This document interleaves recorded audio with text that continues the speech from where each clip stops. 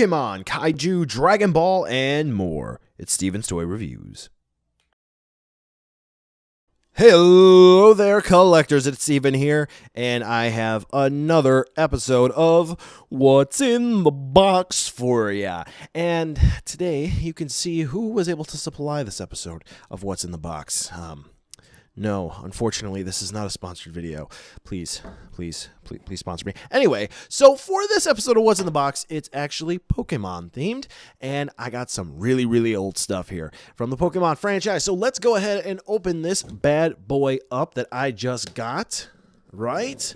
And let's see what cool shenanigans await me today. Now, quick backstory on these. I actually didn't know that I wanted these until I saw them, and I actually had one of these when I was younger, back when Babbage's was still in the United States. So you can definitely tell I'm really aging myself on that one. So let's go ahead and open this up here. Ta-da! All right.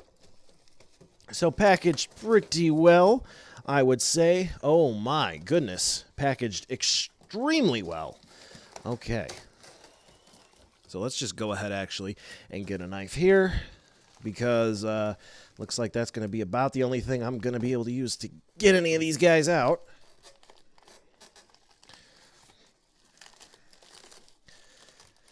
So for this one, it looks like we were seriously packaged way too well, to the point where it was almost detrimental for everything inside. Which is kind of mixed, because it's like, yay, good packaging, but at the same time, oof. No, not good. Okay. Alrighty. So you pretty much can already see what these are, but that is okay if it ruins the surprise a little bit. So let's go ahead and flip the box back up. Or, you know what, let's just go ahead and get rid of it. So here, as you can see, I have 3 of what I believe they're the Monster Ball collection figures, and these are your Kanto starters. We have the good old Bulbasaur, Charmander, and Squirtle. Now, the cool thing about this is if you actually flip it around and you take a look, kind of matches the old school stock art, doesn't it? Yep, that was kind of the theme here, so this is really neat. Now, something also note, they were released in the U.S. by another company, so you may see these with other packaging. They'll have another logo down here in the bottom left-hand corner, but I did pick these ones up from Mandarake. And if you're not able to find them, don't worry. They are all over everywhere else, but these came straight from Japan. Now, they're all mint in the box. They're all mint. Now, the reason why I specifically picked these up is I recently got a couple of nice shelving units from IKEA, and I thought, you know what, this would be really cool to throw in there. So, guess what? We're doing it. Yep, we're opening these bad boys up. Why? Because I want them opened up. To be honest with you, they don't really go for about all that much. You can get them for, well, you know, like 10, 15 bucks. So that's pretty neat. And now that jump cut is out of the way because my cats are done attacking each other. Okay. So we got our Squirtle friend here out. Oh, look how cute that is. Now, what's with the Master Ball? I'll show you in a minute. All right, so we got Squirtle out of the way. Let's go ahead and use this side. Open up Bulbasaur. Bulbasaur is my favorite first-gen starter. Now, I believe I got Bulbasaur back when Red and Blue came out in the U.S. It may have been Ivysaur, now that I'm thinking about it, but I know I got one of the Saurs because I remember carrying the Master Ball around when I was younger. And, yeah, let's just say that figure is no longer in an acceptable condition, but this is really cool.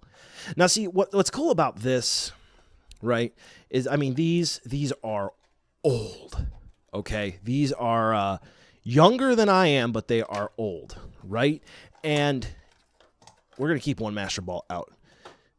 What's neat about this is that right now we're kind of both experiencing like opening up vintage stuff, kind of, but at the same time,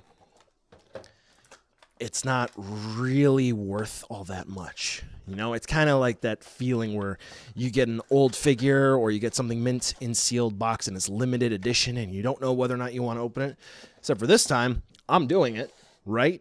And there are really no consequences to it. So we're having some fun here. This is neat. Out of all of these, Charmander is the one I actually like the least. I know, right? Who likes the frog? Yeah, Bulbasaur's a frog. The most. But, yeah, so Charmander is about my least favorite starter of the Kanto 3. But I like Charmander's figure the most. All right, so now we got Charmander pulled out. We'll put his Master Ball back in here. Now, you saw the gimmick. So, yeah, you're probably thinking to yourself, if you've never seen these before, Steven, what's the Master Ball for? Well, I'll show you, okay? So I'm not going to unravel the string there for the Master Ball, but the whole point here is you push the bottom back all the way, right? And it says 1997 on there, for those of you who can't see. And then the whole point is you have your Pokemans, and then you just kind of... The string has some elastic in it, and you, well, not do that. He's supposed to get caught in the ball. So this way you can actually catch your Pokemans, right? So that's pretty neat. All right, cool. Now, one of the things I also wanted to do with this video is we have Tommy from back in the day, and now we have the Figma of 2017. Now, something to keep in mind, these have a date of 97 on the Master Balls. And these are all supposed to be of the original stock art. And here we are today. How much the designs have and haven't changed. All right, so let's do a one-on-one session now of each of these guys. Right?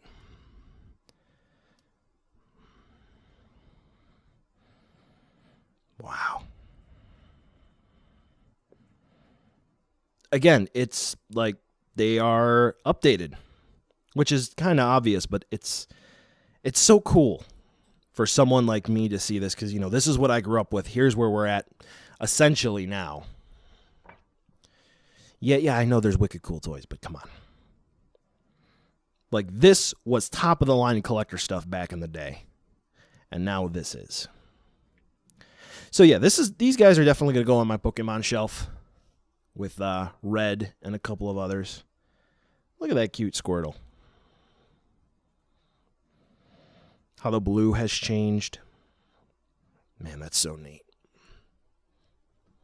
So, which one's the default for me? I don't know. I don't know. But I will tell you this much. I am enjoying collecting a bit more now when I get cool stuff like this.